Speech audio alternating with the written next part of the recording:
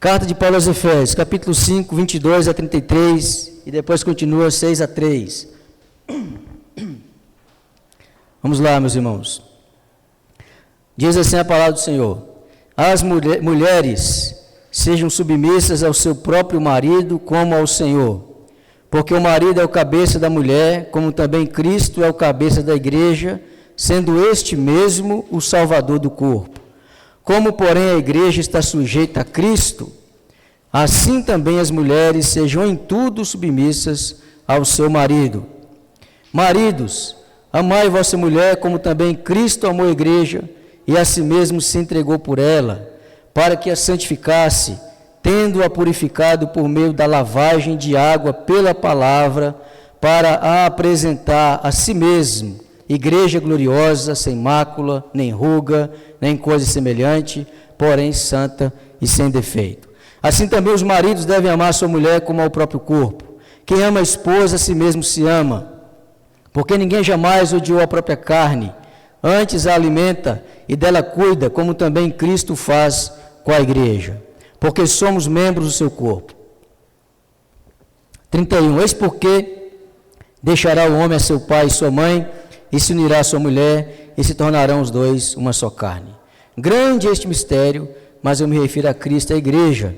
Não obstante, vós, cada um de per si, também ame a própria esposa como a si mesmo, e a esposa respeite ao marido. Capítulo 6. Filhos, obedecei a vossos pais no Senhor, pois isto é justo. Honra teu pai e tua mãe, porque é o primeiro mandamento com promessa, para que te vá bem e sejas de longa vida sobre a terra. Amém.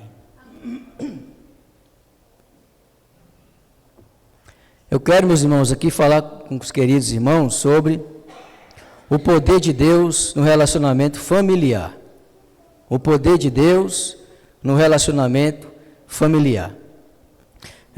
Só para contextualizar aqui os irmãos a respeito dessa carta, essa é uma das cartas escritas pelo apóstolo Paulo, quando ele está na sua primeira prisão em Roma. Ele escreveu lá 4 cartas, nós já falamos sobre isso, né? Essa aqui é a carta aos Efésios, Filemão, Filipenses, Colossenses.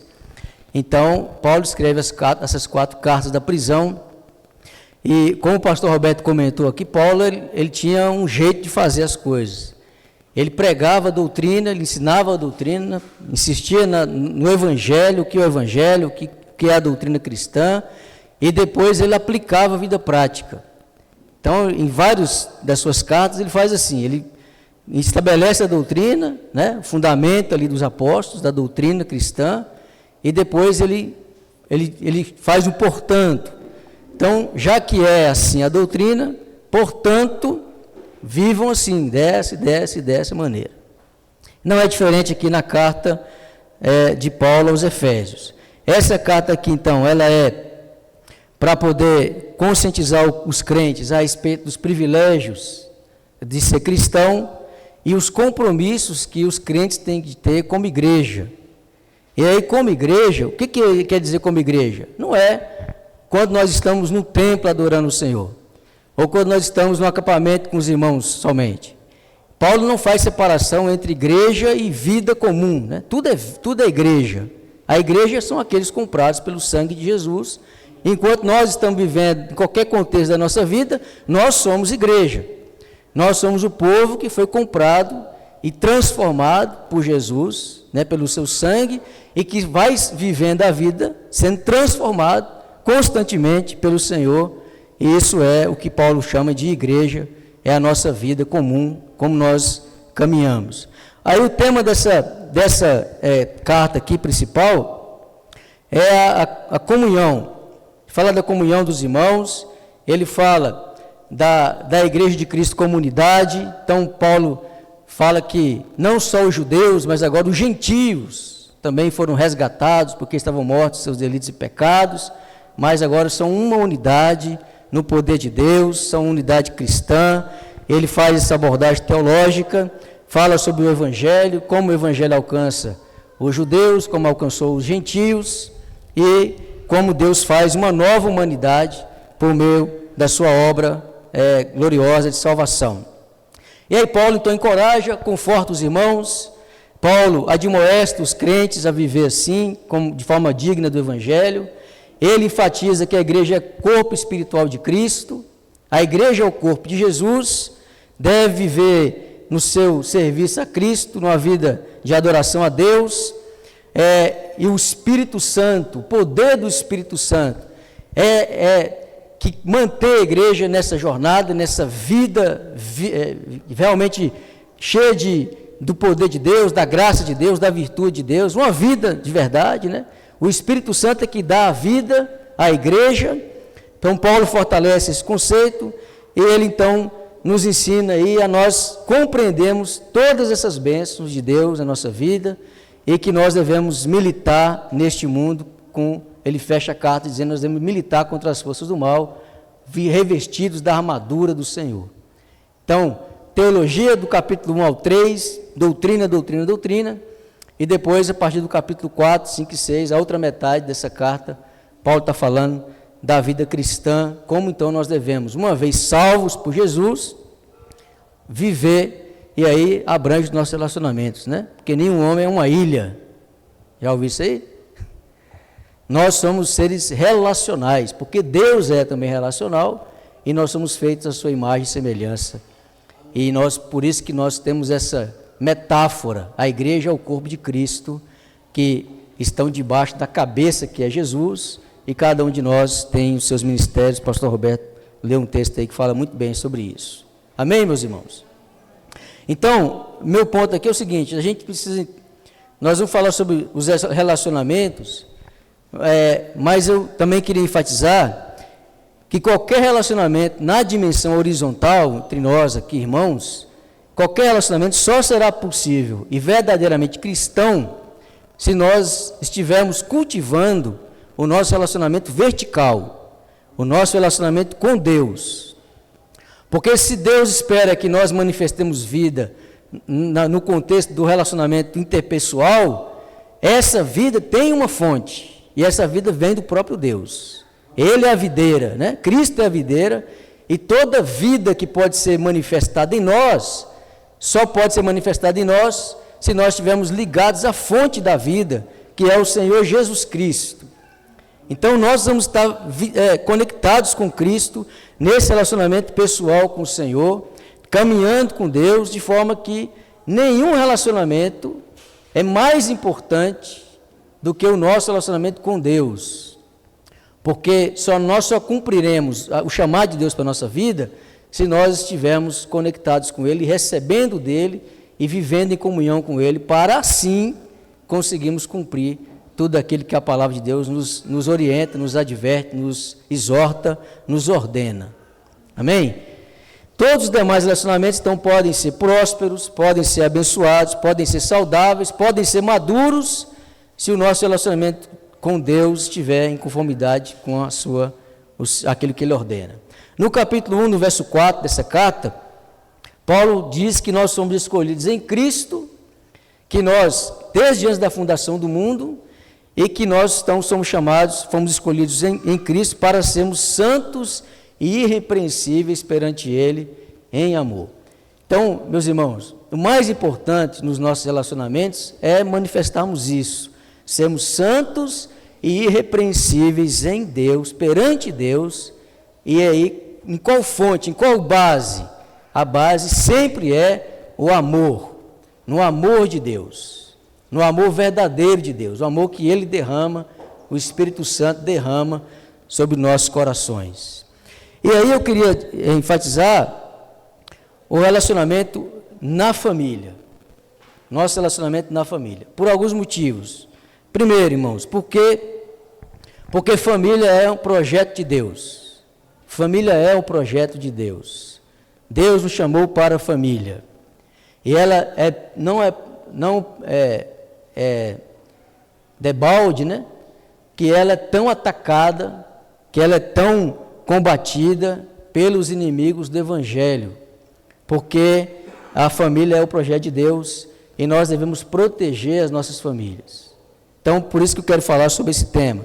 Segunda coisa, é na família que nós somos quem realmente somos. Não é? Na família não tem conversa. Eu e você podemos assumir vários papéis, máscaras, e aí enganar as pessoas à nossa volta, podemos enganar até o pastor, podemos enganar na igreja, mas na família, meus irmãos, você é quem você é. Você pode até tentar, mas no final das contas, no final do dia, você vai revelar quem você é na sua família, no contexto da sua família. Então precisamos entender como nós devemos ser e fazer nesse contexto. É na família que você manifesta a sua essência. E é na família que nós temos maiores desafios e maiores oportunidades de manifestarmos a glória de Deus, de mostrarmos os frutos de arrependimento e de vida cristã. Terceira coisa, na forma como a nossa família está, espiritual e relacionalmente, faz toda a diferença, influencia todas as demais áreas da nossa vida. A forma como a sua família está, vai influenciar você em todas as outras coisas. Todos os seus relacionamentos, com colega de trabalho, na escola, na igreja, em todos os ambientes, a forma como a sua família está, vai influenciar para o bem ou para o mal. Por isso é importante a gente meditar na questão da família. Uma família conturbada atrapalha todos os demais aspectos da vida do ser humano. Não é verdade? Outra coisa, segundo a Bíblia, o relacionamento familiar aprovado por Deus está totalmente conectado com a sujeição dos crentes ao Espírito Santo. Paulo vai falar disso nessa carta. Ele está lá no capítulo 5, ele falou da doutrina. No capítulo 5 ele fala como nós devemos viver, e ele fala que nós devemos nos encher do Espírito Santo. Por quê? Porque o Espírito Santo, nós precisamos do Espírito Santo para nós cumprirmos tudo aquilo que Paulo determina ali como doutrina inspirada pelo próprio Espírito Santo. Nós precisamos, todo o recurso que nós temos, estão em Deus. E Deus, o Espírito Santo, nos capacita a vivermos esses relacionamentos. Então, Paulo diz, enchei-vos do Espírito Santo. E o texto que nós lemos aqui a mulher vai ser submissa ao marido, biblicamente, somente se ela estiver se enchendo do Espírito Santo. O marido vai amar sua esposa como Cristo ama a igreja, somente se ele estiver revestido e se enchendo do Espírito Santo. Os filhos só obedecerão aos seus pais no Senhor se eles estiverem cheios do Espírito Santo. A igreja só será saudável nos relacionamentos se ela estiver cheia do Espírito Santo.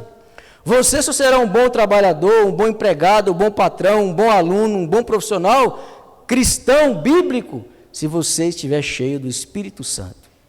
Então Paulo vai dizer, o Espírito Santo é que faz essa conexão, essa liga, e que nos dá a graça de nos sujeitarmos a Deus e uns aos outros nesse amor aí do Evangelho. Augusto Nicodemos, ele fala assim, que quando Paulo entra nesse capítulo que nós lemos, esse texto que nós lemos aqui, irmãos, ele está fazendo menção ao verso 18, que é o que nós falamos aqui, enchei-vos do Espírito Santo. Não vos embriagueis com vinho, mas enchei-vos do Espírito. Ele explica que isso direciona, por exemplo, como um casal, como os filhos devem ser na vida comum, para que se encha do Espírito Santo e como consequência desse revestimento. Então, tanto é causa como consequência. Nós só podemos ser saudáveis e maduros no relacionamento à medida que nós nos enchemos do Espírito Santo.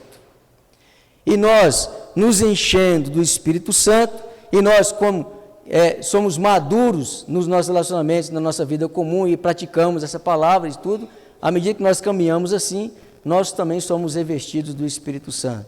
Então, há a nossa inteira dependência de Deus e também a nossa prática, a nossa atitude, as nossas ações que vão fazer com que o Senhor nos ajude em todas essas coisas. Então, irmãos, a família deve ser o principal alvo de todo cristão. A família, buscando relacionamentos saudáveis, maduros, principalmente espiritualmente falando, né?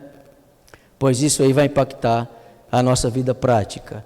E nós vemos muita gente, é uma realidade, muitos cristãos, inclusive, estudando, investindo graças a Deus por esse acampamento, aprendendo como se relacionar bem lá fora. Mas há muitos cristãos que são relapsos em aprender como se relacionar bem na sua própria casa. Há pessoas que são exemplares aí fora, mas dentro de casa é uma tragédia, né? É uma ruína. Isso mostra uma hipocrisia sem fim, sem tamanho, e uma grande tragédia na vida do cristão. Então nós devemos nos interessar por amadurecer o nosso relacionamento e conseguir servir a Deus nos nossos relacionamentos horizontais com todos os de fora, né? Mas principalmente com os da nossa casa, porque Deus nos dá todo o recurso para nós sermos assim. Amém, né, meus irmãos? Amém.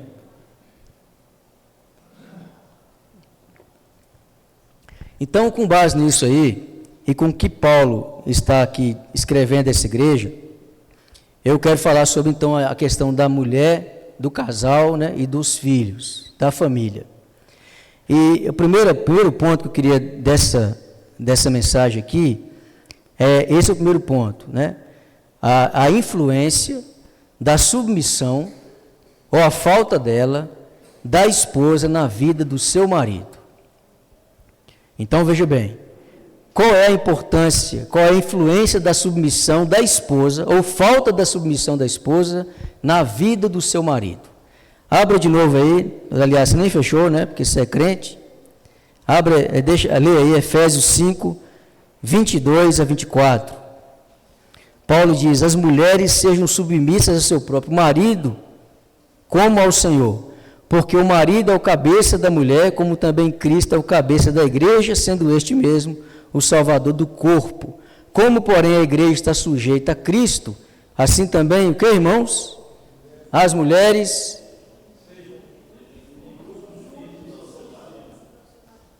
Então, vamos de novo, que falhou. Como, porém, a igreja... Vamos lá? 24. Como, porém...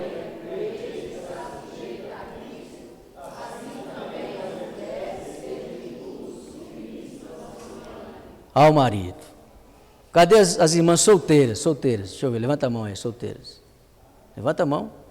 Isso. Você está solteira também, Alice? Esther, Yasmin. E as casadas? Isso. Glória a Deus. Minhas irmãs, o que uma mulher cristã precisa entender? A mulher cristã precisa entender que ela tem grande influência, ela impacta fortemente a vida do seu marido. Ela tem um grande poder de impactar, de influenciar a vida do seu marido. Mulher cristã precisa entender isso. E o poder que ela tem para ser instrumento que influencia e reflete lá nas atitudes do marido, nas reações do marido, nas ações do marido, esse poder vem de Deus. Primeiro, a mulher tem grande influência, grande poder de impacto na vida do seu marido.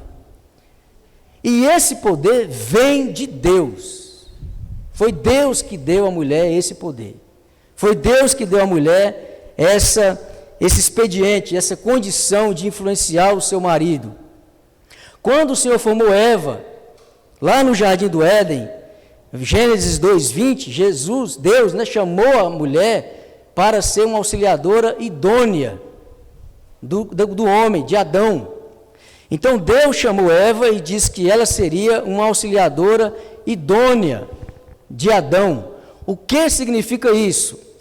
Isso não significa que Deus esperava, que Deus tinha sim uma expectativa, que Deus achava que a mulher poderia exercer algum tipo de influência na vida do seu marido, que as suas palavras, os seus posicionamentos, as suas ações, de alguma forma, afetariam o seu casamento com o seu marido.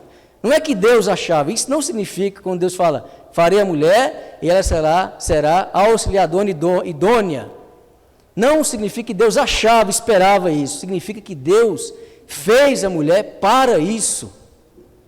Deus fez a mulher para ser uma auxiliadora idônea do seu marido, para ter influência na vida do seu marido, para exercer algum tipo de direcionamento, para ser um outro jeito de ver as coisas, na perspectiva de Deus, um ser que completa o seu marido, na perspectiva de Deus, para que o seu marido pudesse cumprir a sua missão, de forma eficaz, de forma que Deus fosse glorificado. Deus fez a esposa, Deus fez a mulher, para que ela fosse um canal da bênção de Deus na vida do seu marido, na vida dos seus filhos, no seu casamento, na sua família, meus irmãos. Deus intencionalmente fez a mulher para ser uma influência na vida do seu marido. Veja, por exemplo, o que está escrito no Salmo 128, 3a. 128, 3a. Deus diz assim a respeito de uma família que ele está ali registrando na palavra: tua esposa no interior de tua casa será como a videira frutífera. Significa que Deus não fez a mulher para dar frutos esporadicamente, um fruto ali, um fruto aqui, um fruto acolá.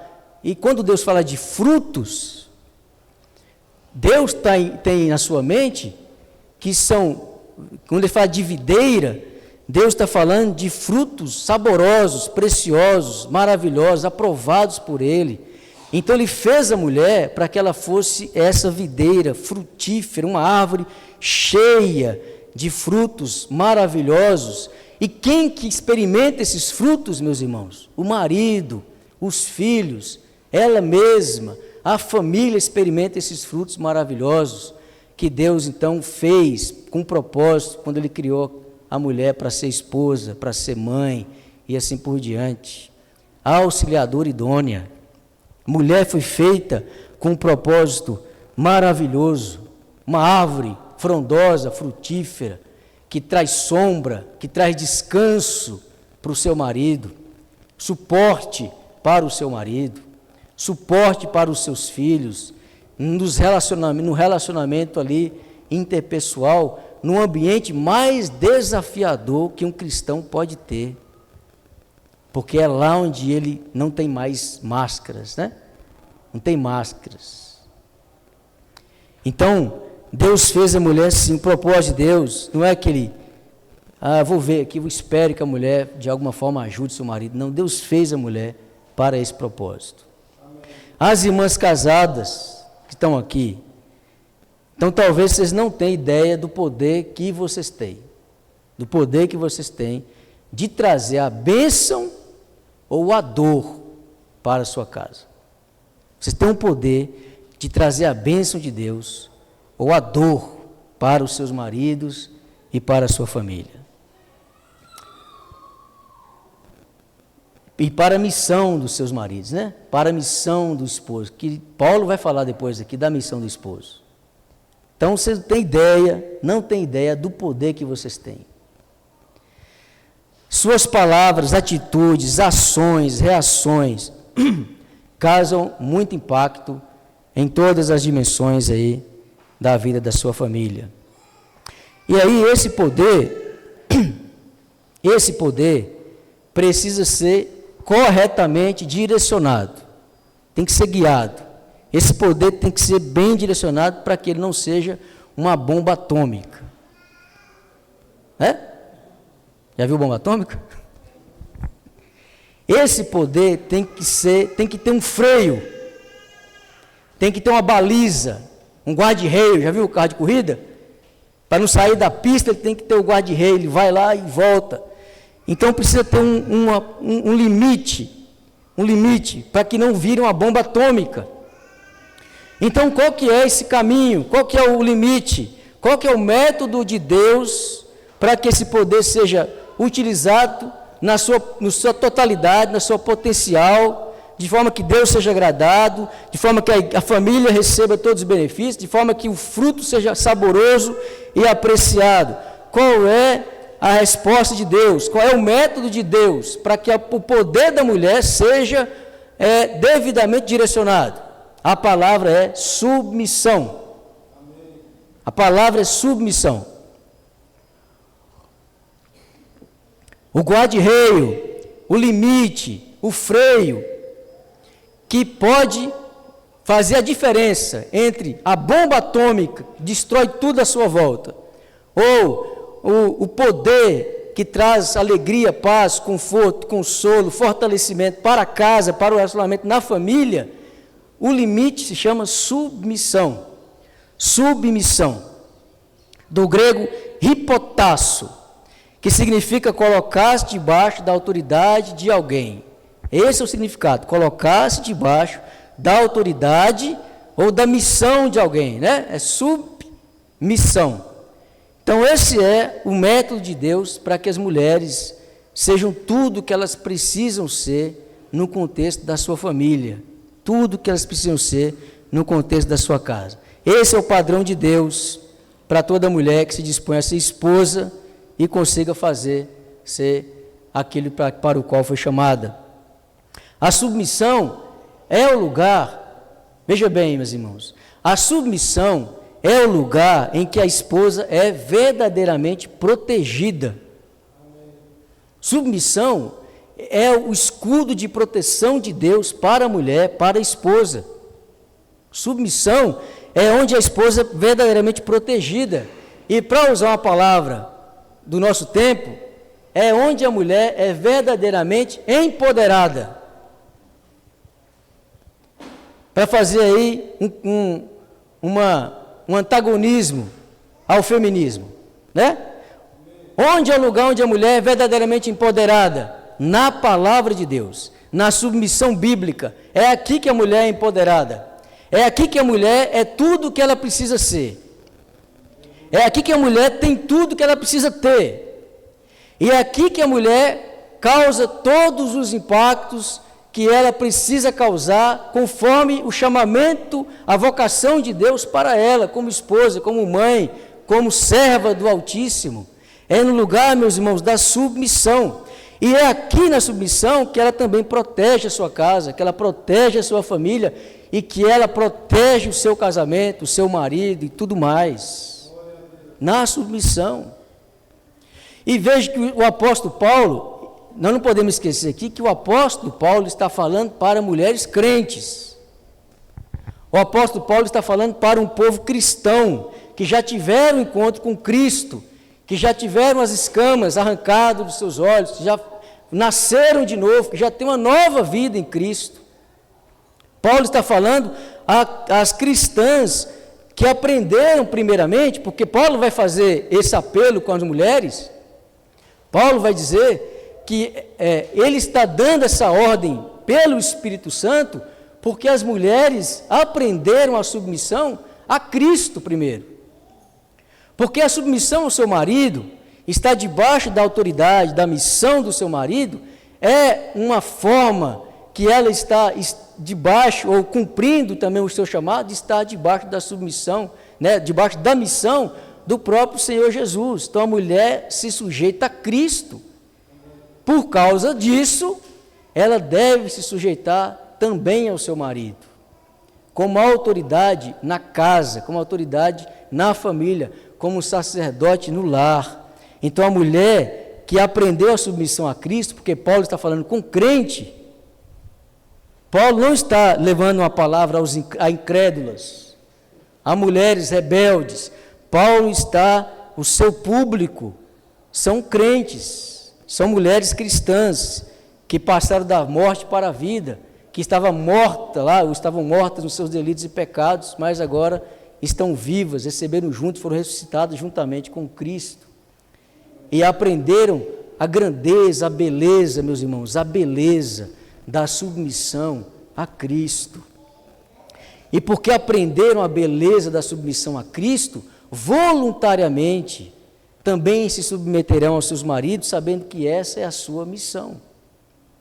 Então elas, isso é a seiva, né, ou a nutrição que vai alimentar toda a sua família, toda a sua casa e o seu marido. Então, na teologia de Cristo, ou de Paulo, na teologia de Paulo, Cristo compara a mulher à igreja. Nessa teologia, então, Paulo compara a mulher à igreja. E ele diz, assim como é necessário que a igreja seja submissa ao seu Senhor Jesus Cristo, assim como a igreja tem que ser submissa a Cristo, em tudo, a esposa também deve ser submissa ao seu marido, em tudo. Não uma submissão baseada na opressão, né? Porque aí é outra deturpação que a gente vê por aí. Não baseada na opressão, mas em tudo, no Evangelho, baseada no amor. Paulo está dizendo, irmã, você crê em Jesus, você foi salvo por Jesus, você é uma cristã genuína, então você não tem nada, nenhum compromisso com o que o mundo diz. O seu compromisso é com o que o seu Senhor diz. E o que o seu Senhor diz é o melhor para você como mulher cristã, mãe, esposa e assim por diante, serva. Se você é uma cristã, você precisa entender o que Deus pensa e o que Deus quer que você seja e faça, como mulher, como mãe, como esposa, porque assim você estará trazendo saúde para a sua casa, para a sua família, e é nessa jornada que você vai se tornar uma mulher cristã madura, viva, firme, convicta, que não é levada por nenhuma dessas loucuras fantasiosas, satânicas que aparecem por aí em todo o tempo, na nossa cultura, na nossa sociedade. Maturidade, irmãos, é a pessoa firme, como uma estaca no chão, diante de toda a pressão, adversidade que vem querer tirá-la daquilo que a palavra diz, não importa a sedução que venha. Isso é maturidade. Ter firmeza naquilo que Deus falou, é a ovelha que Jesus diz, as minhas ovelhas ouvem a minha voz e me seguem. Então, o mundo está conturbado, mas o pastor está seguindo, e você ouvindo, e você segue o pastor. Nem que seja pelo vale da sombra da morte. O pastor vai à frente, você segue o pastor, porque você é ovelha do pastor. E aí, nos seus relacionamentos, você faz assim também, baseada nesse amor. O que muitas mulheres estão escutando? Muitas mulheres estão escutando o canto da serpente. Né? O canto da serpente. Como assim? Esse negócio de submissão. Como assim? Quer dizer que a mulher é inferior ao homem? Né? Às vezes nós não falamos isso, irmãos, mas pensamos. E a nossa cosmovisão, o nosso jeito de enxergar o mundo, vai sendo deturpado, vai sendo tirado da presença de Deus e vai trazendo, lançando essas sementes, nós vamos guardando no coração. E isso vai virando hábitos, pensamentos que depois viram hábitos. E sabe o que acontece? Mais cedo ou mais tarde, você pode estar destruindo a sua casa. Você pode estar destruindo a sua família. Você pode estar anulando o seu esposo, anulando o seu marido, anulando, rejeitando a liderança do seu marido. O que é isso? Isso é o canto da serpente, que está aí soprando a linguinha, né, da serpente.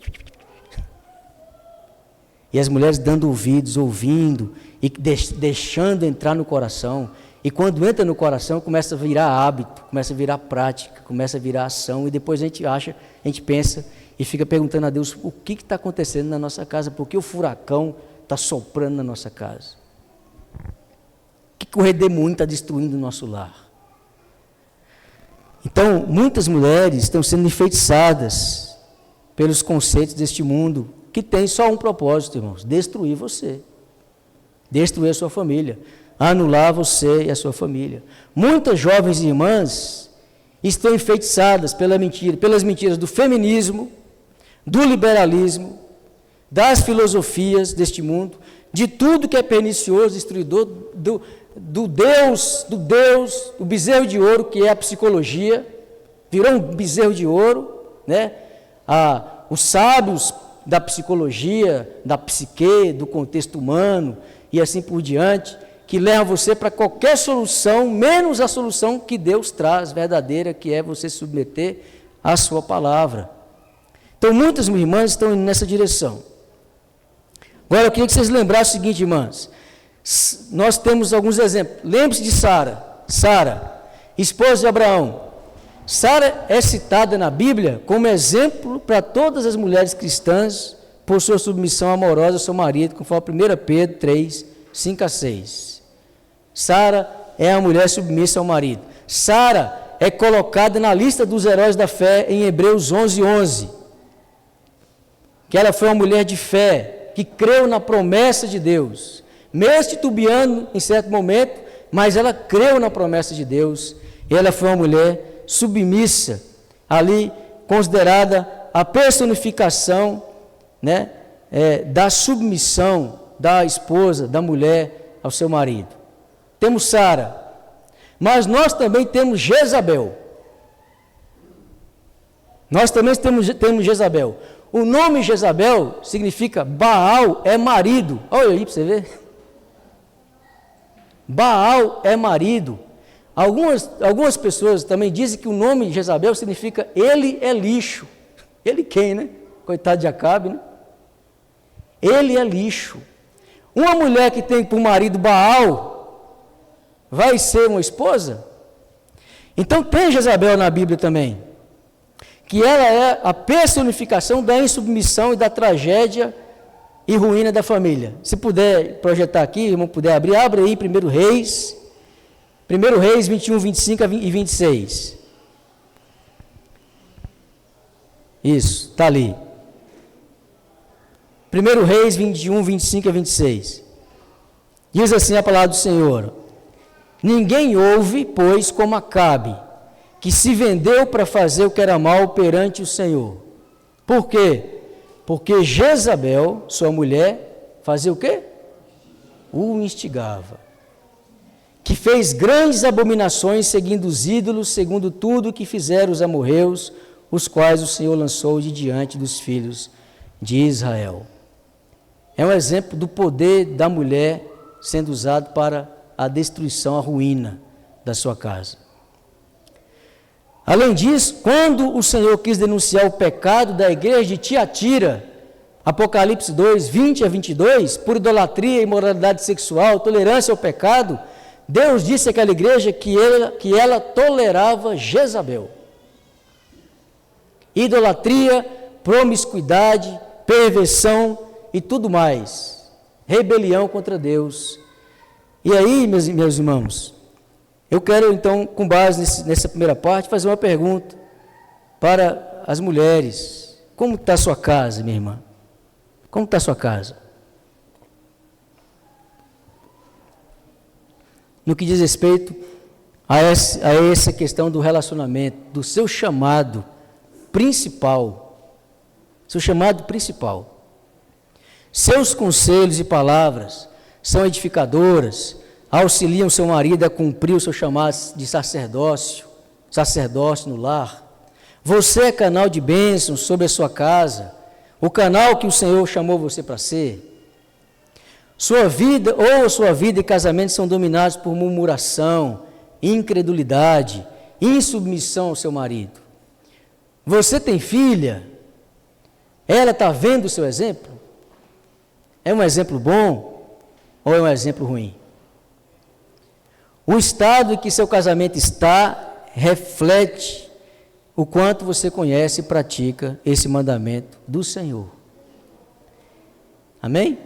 Amém. E aí, irmã, Sara ou Jezabel? Ronaldo Lidório, ele fala o seguinte, porque a gente sempre vai dizer assim, né? Mas é tão difícil. E não é fácil mesmo, é difícil. Mas eu me lembrei que o pastor Ronaldo Lidório, ele fala que o primeiro chamado da igreja é morrer. O primeiro chamado da igreja é morrer. Então, nós precisamos morrer. E morrendo, nós viveremos. Para praticarmos aquilo que Deus quer. Mas eu quero dizer que nesse ponto, há esperança para aquelas irmãs que decidirem hoje ser diferentes. Há esperança para aquelas irmãs que decidirem ser obedientes ao Senhor, ao conselho bíblico, ao Evangelho, né? há esperança. Louvado seja Deus por isso. Louvado seja Deus por isso. Você pode estimular o seu marido a liderar a sua casa, a sua família, com temor, sujeição a Cristo, encorajar o seu marido, orar por ele. Você pode, irmã, cuidar da sua casa, das coisas do dia a dia, com devoção, com amor, com compromisso com Cristo. Porque no padrão bíblico, as atividades domésticas, o cuidar do lar, pertence à esposa. E é um fruto saboroso daquela videira frutífera maravilhosa. O cuidar da sua casa com alegria, com devoção, com gratidão, com serviço ali dedicado, consagrado ao Senhor. Cuida da sua casa, querida. Lembra lá do Salmo 108, 3a, tua esposa no interior de tua casa será como a videira frutífera. Amém? Relacionamento na família. Paulo, então, inspirado pelo Espírito Santo, traz aqui esse conceito. Não é o que o mundo pensa, não é o que as gerações vão pensando ao longo dos séculos, do avanço dos anos. Sempre foi, sempre será como Deus pensa, como Deus orienta na sua palavra. Você quer a bênção de Deus sobre a sua casa? Então pratique a palavra de Deus. Não tem outra fórmula, outro método. Esse é o método de Deus. Você quer a bênção de Deus na sua casa, minha irmã? Pratique a palavra de Deus, em submissão ao seu marido. E na submissão ao seu marido, você pode aconselhá-lo, encorajá-lo, exortá-lo, para que ele faça também a sua parte, como o seu chamado no Senhor para ser marido. E isso será maravilhoso, será bendito, isso será glorioso. Louvado seja Deus. Segundo lugar aqui, porque a hora passou, então, em segundo lugar, a importância do verdadeiro amor do marido na vida da sua esposa. Então, primeiro nós estamos falando sobre a importância e a influência da submissão da esposa na vida do marido, relacionamento. Agora é a importância do verdadeiro amor do marido na vida da sua esposa. Então, Efésios 5, 25 a 32. 25 a 32. Paulo diz aí, maridos, amai vossa mulher como também Cristo amou a igreja.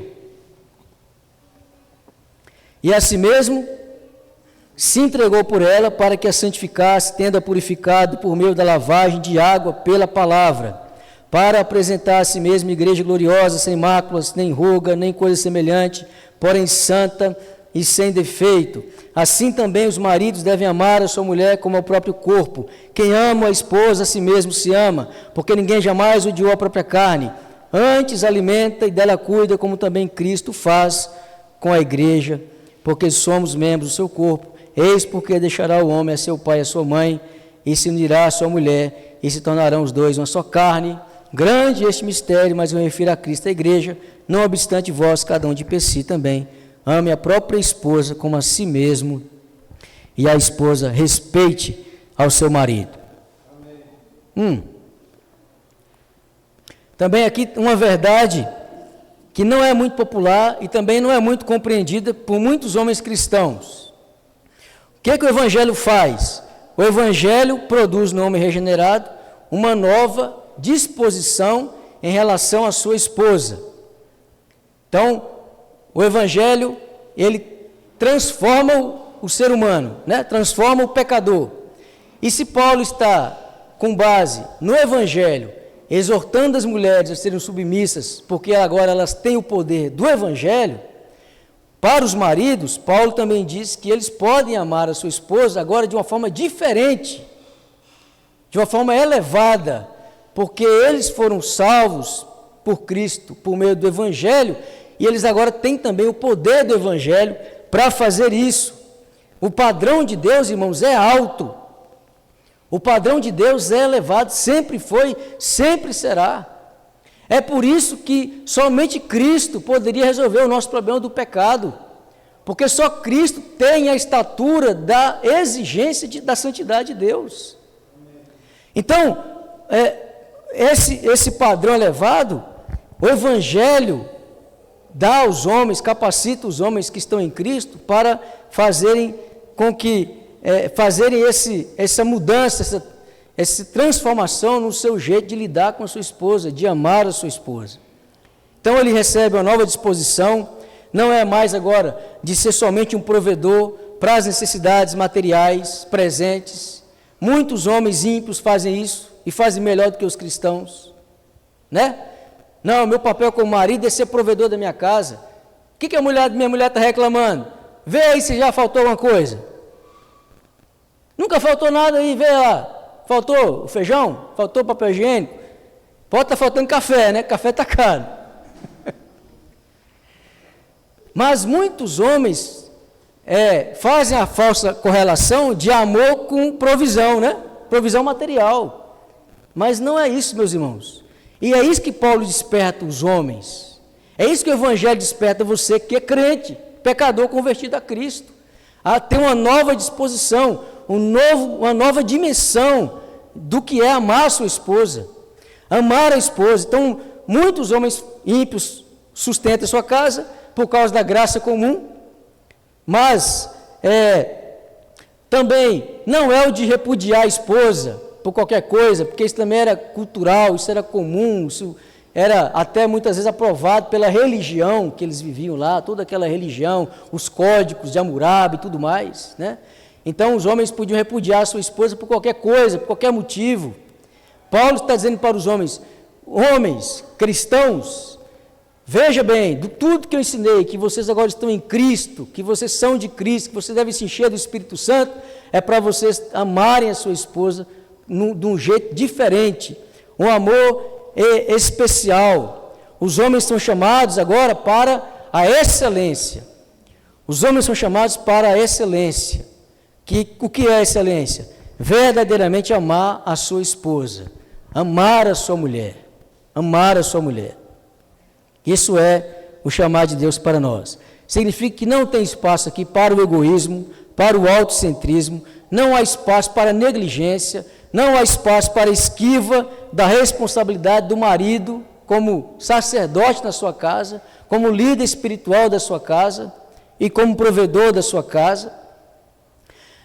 Se o homem tiver um cenário dramático e tiver que escolher um benefício para ele ou para sua esposa, ele não deve pensar duas vezes, sua esposa deve ter a primazia.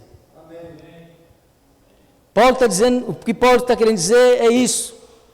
O benefício, se tiver de escolher um benefício entre ele e a sua esposa, ele não deve pensar duas vezes, ele abre mão e ele entrega o benefício para a sua esposa. Fazendo isso, meus irmãos, o marido está cumprindo o chamamento para se encher do Espírito Santo, que Paulo começou a falar no capítulo 5, e também se sujeitando a Deus e ao relacionamento com a sua esposa, porque Paulo nos chama a nos sujeitar uns aos outros, né?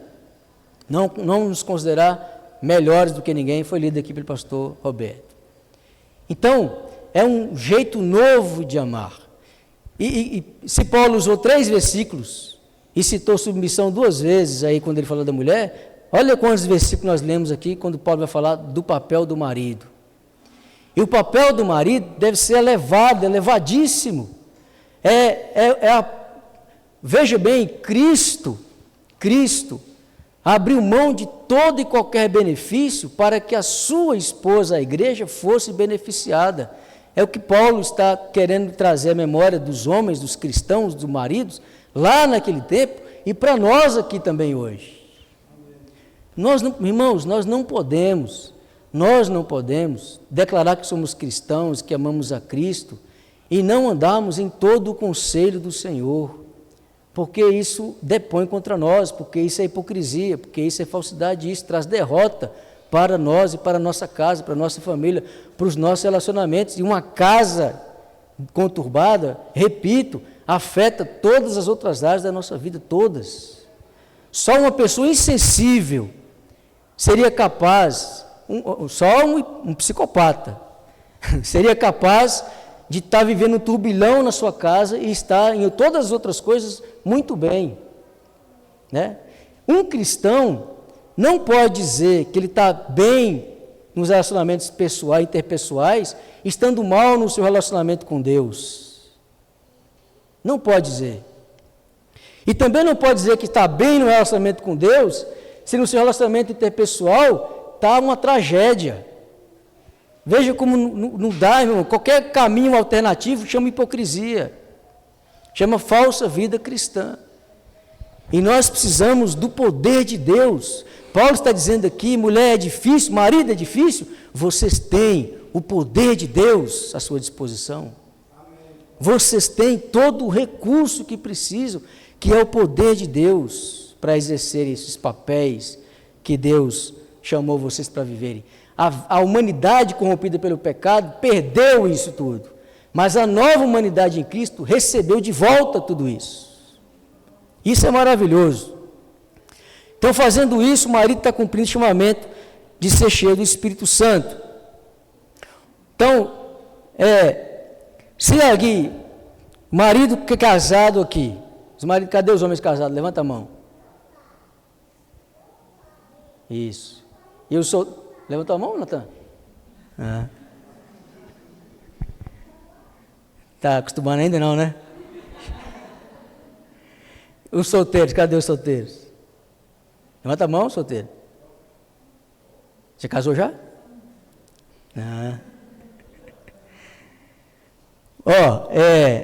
Se você é homem casado ou pretende se casar, seu compromisso também é com a palavra de Deus. Amém? É em cumprir a palavra de Deus. De novo, você também não tem nada a ver com os ensinamentos e conselhos deste mundo para o seu casamento. Agindo assim, você conta com a graça de Deus. O que o marido deve? Segundo a palavra de Deus aqui que nós lemos, esses versículos que nós lemos, o marido deve amar a sua esposa de forma especial e exclusiva, assim como Cristo amou a igreja de forma especial e exclusiva. Deus está comparando o marido a Cristo. O marido deve amar a sua esposa de forma especial e exclusiva, assim como Cristo amou de forma especial e exclusiva a sua igreja. Não é um conselho de Deus, não é uma sugestão de Deus, é mandamento. Com isso nós aprendemos que amar não é um sentimento, só um sentimento. Amar é uma atitude. Porque amar, meus irmãos, nós aprendemos. Amar, nós aprendemos. Nós devemos ter um coração ensinável para aprendermos a amar. Nós casamos lá, nos relacionamentos com a esposa, começamos a relacionar com a esposa, aí nasce a paixão, né? A paixão maravilhosa, aquele negócio. Né, Natan? Né, Dinei? Aquela coisa gloriosa, a paixão, mas isso com o tempo faz o quê? Se nós vivemos o casamento com base na paixão, vai acabar, logo, daqui a pouco, vai ser a florzinha que vai murchando, porque no primeiro desentendimento, na primeira decepção, no primeiro desafio, na primeira frustração, acaba tudo. Então o amor, o chamado de Paulo para o marido é: aprenda a amar a sua esposa. Aprenda. E aprender significa estudar, significa se dedicar, significa ouvir palavras sobre isso, significa estudar sobre isso, ler livros sobre isso, aconselhamento sobre isso, significa se esforçar sobre isso, é aprender a amar a sua esposa. Aprender a amar a sua esposa. É isso que é o chamado de Cristo para o marido. E significa, meu irmão, que na decepção, na angústia, nas provações, se a sua esposa não for aquela submissa que nós falamos aqui agora, isso não deve ser o parâmetro que vai direcionar as suas ações, reações, atitudes, comportamentos, etc. Você vai perseverar na obediência a Deus, crendo que qualquer dia, mais cedo ou mais tarde, Deus pode fazer um milagre na vida da sua esposa. A esposa é submissa ao marido e tenta obedecer a Deus, luta para obedecer a Deus, independente se o seu marido corresponde ou não, ela faz isso porque Deus a chamou para isso, e ela vai fazendo isso em oração, crendo que mais cedo ou mais tarde, Deus pode fazer um milagre na vida do seu marido. Como a mulher sábia que edifica a sua casa, que ganha o seu marido, sem palavras, sem murmuração, sem bater a panela, né? Sem varrer o pé, tudo. Então, o marido deve amar de forma especial a sua esposa. Deve estar pronto para se sacrificar pela sua esposa, mesmo que seja ao custo da sua própria integridade física ou até a morte, assim como Cristo se entregou pela sua igreja. Amém. Irmãos, há um problema grandioso, se nós não abrirmos nossos olhos, se nós não despertarmos, se nós não clamarmos ao Senhor, se nós não agirmos, há uma grande crise de masculinidade bíblica. São raros os homens bíblicos, são raros os jovens homens bíblicos. Homens, como a Bíblia diz que é bem-aventurado o homem que enche o seu filho, a sua aljava de filhos, como flecha do guerreiro. Sabe o contexto ali? Era contexto de guerra, irmãos. Era o pai, o homem que tinha um exército de filhos. Esse tinha poder para vencer as guerras, porque ele tinha um exército de filhos, prontos para a batalha. Imagina esses homens assim corajosos, fortes, defendendo o seu lar, defendendo a sua casa, defendendo a sua esposa, defendendo o seu lugar ali, em que Deus o chamou para ser o lugar mais protegido da sua casa, da sua vida, né, da sua vida, do seu ministério, que é a sua casa, que é o seu casamento. Então, é isso que Paulo tem em mente, quando ele diz ao marido, você precisa amar a sua esposa ao ponto de sacrificar, de morrer por ela, de morrer pela sua esposa. O marido deve lutar diariamente, incansavelmente, intensamente, pela santificação da sua esposa, agindo como sacerdote, como intercessor, como líder bíblico, incansável, assim como Cristo agiu e age para santificar a sua igreja. Não foi isso que nós lemos aí? Assim como Cristo está santificando a sua igreja, o chamado é do marido, é para o marido, santificar a sua esposa, preparar a sua esposa, para quem, irmãos? Para Cristo, para o Senhor. Então nós vimos que amar é mandamento, que amar é ensinável, e que nós devemos, os maridos aqui, nós, né, devemos ser direcionados e podemos ser direcionados pelo Espírito Santo. Então tudo isso aqui, porque Paulo diz que o marido deve amar a sua mulher, ele também vai dizer que ele deve amar a sua mulher como ele ama o seu próprio corpo, E o que nós fazemos com o nosso corpo? Nós machucamos o nosso corpo? Nós ferimos o nosso corpo? Só se você for psicopata de novo, né? Nós machucamos o nosso corpo? Nós negamos alimento para o nosso corpo? Nós negamos sustento, aquecimento, conforto para o nosso corpo? Não. Então assim nós devemos olhar para a nossa esposa, maridão aí. Pastor Eugênio fala, maridão. Assim nós devemos ser com a nossa esposa. Nós devemos cuidar da nossa esposa como nós cuidamos do nosso corpo. Ou seja, não seja egoísta, egocêntrico. A sua esposa não existe para que você seja um rei sendo servido. Você cuida da sua esposa, você ora por ela, você nutre ela fisicamente, materialmente, mas sobretudo espiritualmente, por meio do ensino bíblico, por meio da oração, da intercessão, e de tudo mais que Deus aprova, né? E aí, marido, se alguma falta há em você, com base nessa palavra, é tempo também de se arrepender, é tempo de pedir perdão, e é tempo de renovar o seu compromisso, não o sentimento. Vou esperar o sentir, vou esperar Deus falar comigo, Deus já está falando, né? Para eu tomar a iniciativa, para você começar a amar a sua esposa e cumprir o seu papel na vida dela e da sua família, como Cristo ordena, porque não esqueça disso, a liderança é sua, a iniciativa deve ser sua e minha.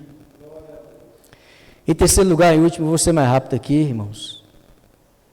No relacionamento familiar, cabe aos filhos honrar a seus pais. Cabe aos filhos honrar a seus pais. 6, 1-3, rapidinho aí. Paulo diz, filhos, obedecei a vossos pais no Senhor, pois isto é justo. Honra teu pai e a tua mãe. O que mais? Que é o primeiro mandamento com promessa, para que te vá bem e sejas de longa vida sobre a terra. Pronto. 6, 1 a 3.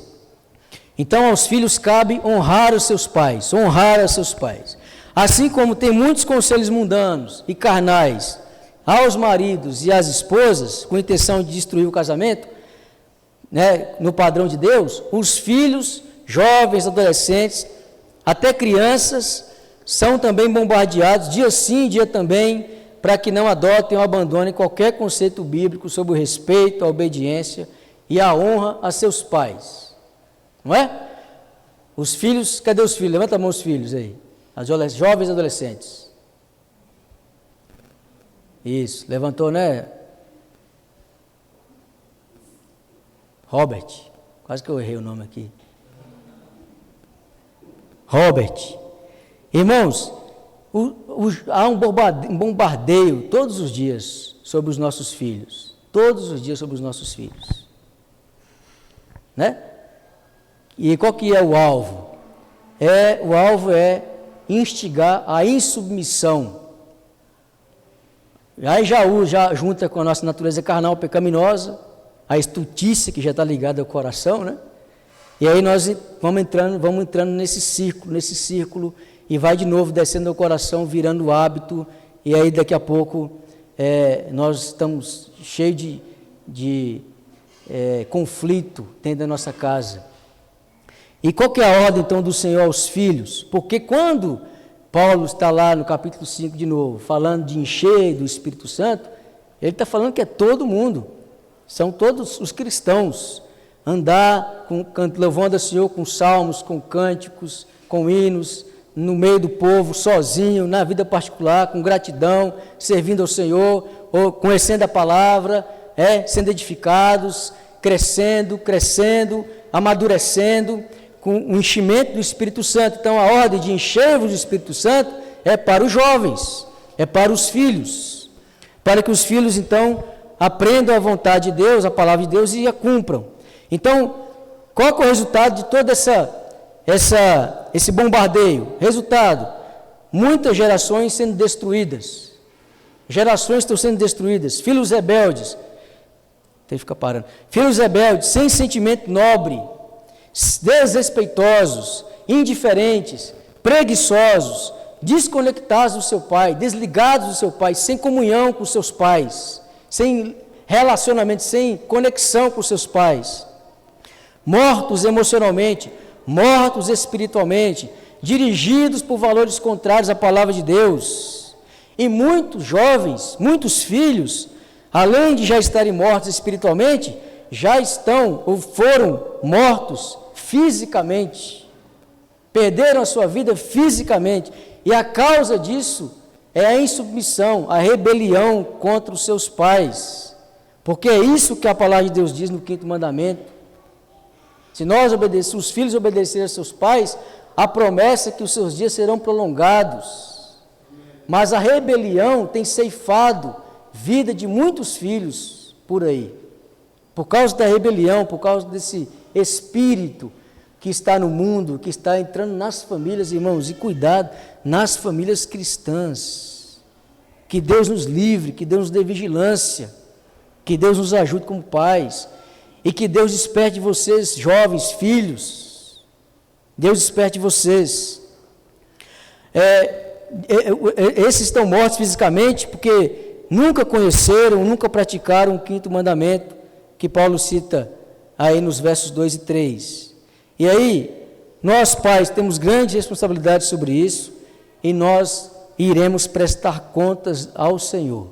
Os pais têm grande responsabilidade e vão prestar contas ao Senhor, e isso não será confortável. Isso não será confortável. Lembre-se aqui, irmãos, Paulo escreve essa carta a cristãos, e somente cristãos verdadeiros vão dar valor a esses ensinos, porque eles são contraculturais. Só um cristão genuíno vai ouvir essa palavra, ou alguém que pode estar ouvindo que não é cristão e Deus vai regenerar hoje, pode ouvir essa palavra e se tomar providência na direção de praticá-la, porque esses ensinos são contraculturais, né? Totalmente contraculturais, ou seja, vai na direção oposta àquilo que a cultura, que o mundo tem ensinado aos filhos. Já tem muito tempo, antes de ser cristão, e era uma programação que está na televisão há muito tempo, eu não sei hoje se tem, mas não deve ter mais. Mas tinha um programa na Globo que chamava Malhação. Eu era pequeno nessa época aí.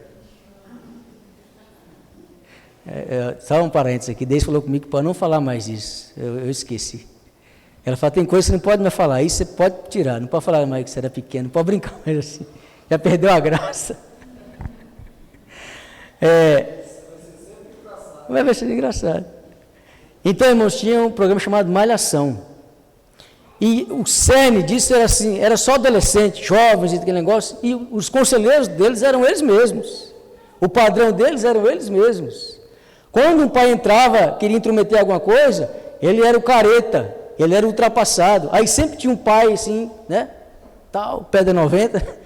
Sempre tinha um pai moderninho que reforçava, que confirmava, que avalizava o comportamento mundano, antibíblico daqueles jovens e daqueles adolescentes. Então era isso que dominava, é isso que estava entrando nos lares e transformando muitas vidas, muitos jovens. E hoje, aí deve ser infinitamente mais, né?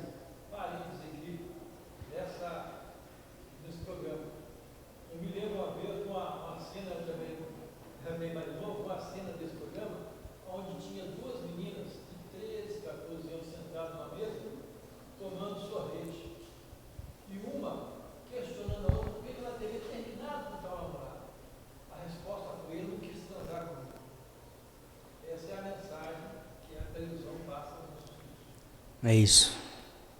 É isso aí. E aí jovens, a Alice ali, adolescente, né, Alice? Ama o papai, filha? Manda um beijo para mim, manda. Te amo, viu, amor? O pai te ama, viu? É aí, meus irmãos, que os jovens, os adolescentes, e aí, a pancada na minha cabeça agora, né?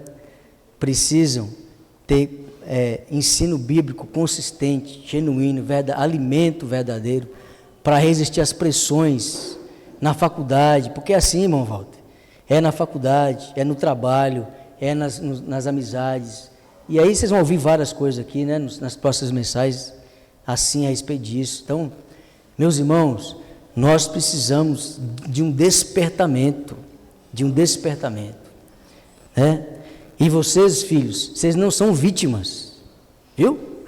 Os pais têm grande responsabilidade, mas vocês não são vítimas. Quem trata vocês como vítimas é o mundo, é a psicologia desse mundo, moderna. Vocês não, essas são as filosofias, vocês não são vítimas. Vocês são responsáveis pelas suas decisões, ações, palavras, pensamentos, atitudes. Vocês são responsáveis. Vocês são responsáveis. Na Bíblia nem existe o termo adolescente, tem não, viu? Lá é criança, jovem, adulto, e vai-se embora, com responsabilidades. Vamos lá. Então Paulo escreve essa carta aos cristãos, é contracultural. Você está aqui nesse acampamento, então você tem, o chamado de Deus é honre os seus pais, honre a seus pais. No Senhor, por quê? Porque Paulo diz, isso é justo. Isso é justo. Você foi justificado por Deus em Cristo para viver agora de uma vida justa, para fazer coisas justas, para pensar coisas justas, para ter atitudes justas. E Paulo diz, então você precisa honrar os seus pais, porque isso é justo, como ao Senhor. Além de tudo isso, isso é também um culto justo ao próprio Deus. Não tinha outro texto melhor do que o texto que o pastor Roberto leu aqui, para começar o acampamento, porque fala do culto racional, né, do jeito e de tudo mais, da palavra, de como nós temos que andar e tudo mais. Então, é justo ao Senhor que os filhos obedeçam aos seus pais, que honrem os seus pais. Isso é uma forma de cultuar a Deus. É uma forma que manifesta que você está cheio e se enchendo do Espírito Santo e aí amadurecendo como cristão. É justo que os seus pais, e é um modo de culto. Colossenses 3:20. Colossenses 3:20, o apóstolo Paulo também diz: filhos, em tudo obedecer a vossos pais, pois fazê-lo é grato diante do Senhor. Fazê-lo é grato diante do Senhor. Segunda carta aos Efésios: os filhos se enchem do Espírito Santo e são habilitados pelo Espírito Santo para aprenderem a honrar a seus pais. Da mesma forma, somente filhos cheios do Espírito Santo podem cumprir devidamente esse mandamento. Lembra? Causa e efeito. É tanto causa quanto é consequência. Enche do Espírito Santo e você honrará a seus pais. Honre a seus pais e assim você está se enchendo do Espírito Santo. Como um filho cristão honra seus pais? Primeiro, reconhecendo que os pais têm autoridade sobre a sua vida e se sujeitando a ela no Senhor. Então, filhos, vocês não são independentes, os seus pais têm autoridade sobre a sua vida. E você deve se sujeitar a ela enquanto ela estiver no Senhor. Da mesma forma que a mulher é submissa ao seu marido enquanto ele estiver no Senhor. Segundo, como os filhos honram seus pais? Orando continuamente pelos seus pais. Terceiro, reconhecendo que seus pais são pecadores, que carecem da glória e da graça de Deus, que vão errar e que precisam de perdão, que precisam de compreensão e que precisam de auxílio. E vocês, como filhos, os auxiliarão para que eles sejam transformados pelo Evangelho. Quarto, como vocês honram seus pais? Vivendo de forma digna do Evangelho, para mostrar a seus pais incrédulos, que isso é muita situação de muitos irmãos aqui, seus pais são incrédulos, você deve viver de forma digna do Evangelho, para mostrar aos seus pais incrédulos a glória de Deus pelo seu testemunho fiel, e que há um Deus tão poderoso que Ele foi capaz de transformar o seu filho em um filho obediente, amoroso, respeitador, cheio de bom testemunho para a glória do seu nome. Quinto, como você honra seu pai? Ajudando de várias formas práticas. Como, meus irmãos? Nas tarefas domésticas, com obediência, boa vontade, gratidão, sem preguiça. Você honra seus pais entendendo que você não está morando num hotel, numa pousada, que você acorda a hora que quer, que você levanta a mão e a comida tem que vir, e que você não faz nada para o bom andamento do seu lar. Viu, jovem? Vai lavar as panelas.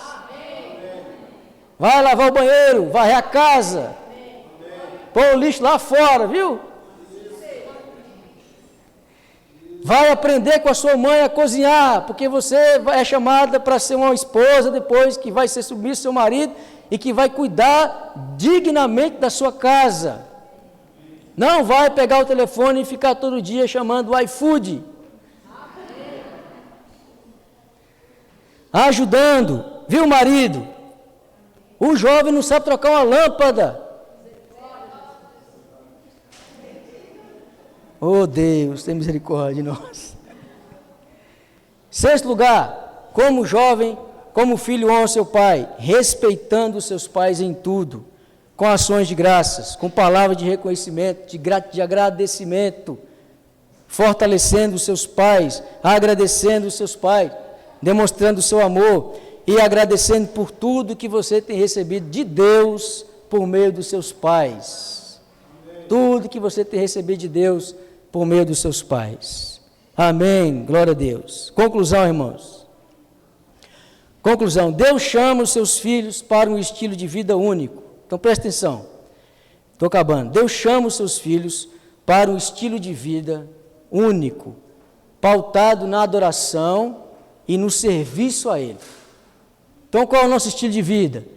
Duas asas do pássaro, a adoração e serviço. Tudo na vida do cristão é um ato de adoração e serviço. E essa verdade se aplica nos relacionamentos interpessoais, em todas as suas dimensões, sobretudo, especialmente na sua família. No entanto, para que isso seja possível, o relacionamento de seus filhos com o seu Senhor deve estar ok. Ok? Para que você, então, consiga adorar e servir a Deus. Nos relacionamentos interpessoais, o seu relacionamento com Deus tem que estar ok, sendo cultivado, crescendo, gerando frutos para uma vida cristã abençoada. Não se esqueça, o mandamento raiz desse livro, dessa carta é: enchei-vos do Espírito. Efésios 5,18. Em segundo lugar, aqui uma palavra aos maridos e esposas de cônjuges não crentes. Filhos também que têm pais não crentes. E pais que também têm filhos não convertidos. Né? Pais que têm filhos não convertidos. E que sofrem por isso. Mulheres que não têm os seus esposos aqui presentes ou não são crentes. Homens, maridos que não têm esposa crente ou não estão presentes, não fazem parte da jornada cristã. Filhos que têm pais incrédulos. As orientações bíblicas aqui são para você que é cristão. Essas orientações são para você. É o que Deus chamou você, como cristão, para ser e para fazer. Tá certo? Então, queridos, no que depender de você, obedeça a palavra de Deus. No que depender de você, e muita coisa depende de você, obedeça a palavra de Deus. Viva em oração por você mesmo e por sua família, por seus pais incrédulos, por seu marido que não é crente, por seu filho que está desviado, por sua esposa negligente.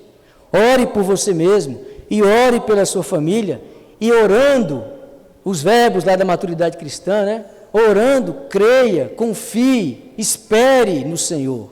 Creia, confie, espere no Senhor. Espere e confie que Ele pode fazer um milagre no seu casamento, ou um milagre na sua família, um milagre na vida dos seus pais, um milagre na vida dos seus irmãos, um milagre na vida do seu esposo, da sua esposa. Amém. A base para isso, meus irmãos, é perseverança.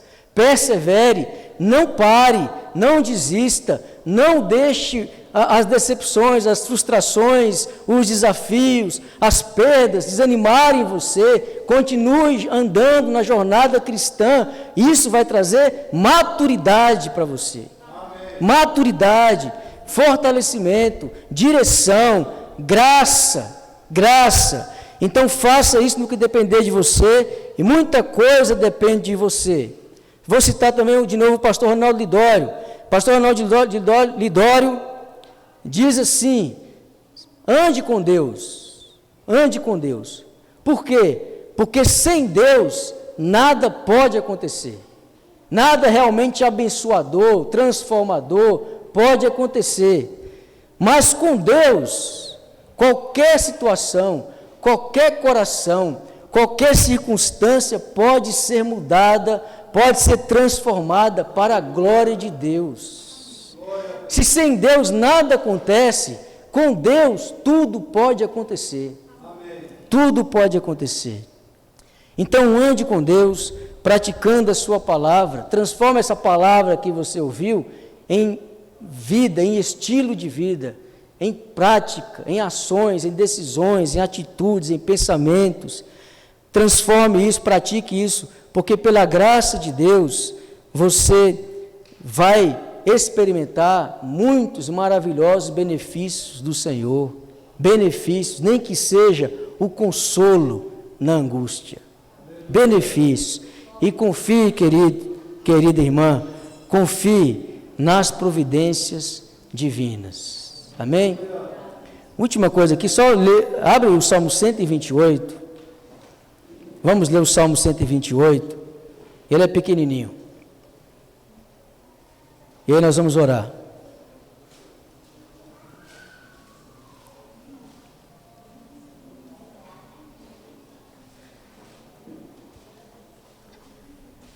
Vamos orar juntos, viu? E vamos ler juntos também. Salmo 128. Vamos lá. Bem-aventurado aquele que teme ao Senhor e anda nos seus caminhos. Do trabalho de tuas mãos comerás. Feliz serás e tudo te irá bem. Tua esposa no interior de tua casa será como a videira frutífera